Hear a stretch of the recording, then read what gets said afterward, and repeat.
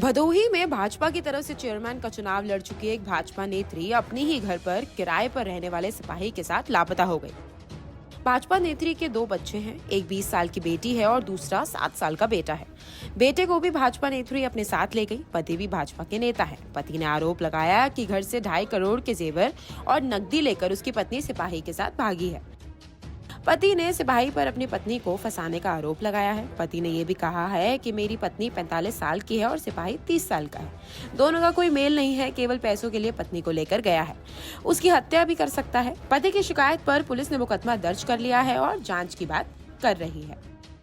गोपीगंज नगर के निवासी भाजपा नेता ने पुलिस की दी तहरीर में बताया, लगभग 1 साल पहले गोंडा निवासी सिपाही विनय तिवारी उर्फ राज तिवारी उनके घर में किराए पर रहता था। उसी दौरान उनकी पत्नी को सिपाही ने अपने जाल में फंसा लिया। पत्नी की कुछ गलत तस्वीरें और फोटो खींचकर ब्लैकमेल करने लगा और कहा कि अगर मुंह खोला तो तुम सबको फंसा दूंगा। जब इसकी जानकारी हुई तो किराएदार को अपने घर से निकाल दिया।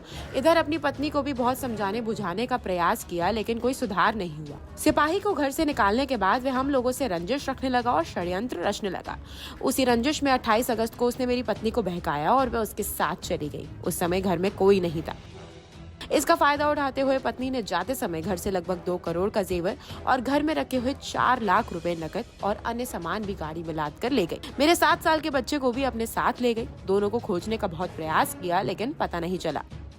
भाजपा नेता ने यह भी कहा कि मेरी पत्नी की उम्र 45 साल है और सिपाही विनय तिवारी की उम्र लगभग 30 साल है। दोनों का कोई मेल नहीं है। सिपाही विनय तिवारी केवल पैसे के खातिर मेरी पत्नी को पहले ब्लैकमेल करके पैसे लेता रहा और अब पैसों के खातिर पत्नी और बच्चों को लेकर गायब हो गया। अंदेशा है कि सारे पैसे को लूटकर पत्नी और बच्चे की हत्या कर देगा। साथ ही भाजपा नेता ने यह भी आरोप लगाया कि इस पूरी घटना में यहाँ के कुछ स्थानीय लोग मिले हुए हैं। इससे पूर्व जब सिपाही विनय तिवारी किराए पर रहता था तो घर में कई बार गलत काम करते हुए पकड़ा गया। इसकी सूचना थाने में भी दी थी। थाने की मदद से ही बाहर निकाला गया था।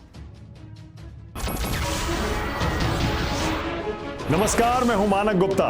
अगर आपको हमारा ये वीडियो पसंद आया हो तो इसे लाइक और शेयर जरूर करें और हाँ, हमें सब्सक्राइब और फॉलो करना ना भूलें ताकि आप देश और दुनिया की कोई खबर मिस ना करें।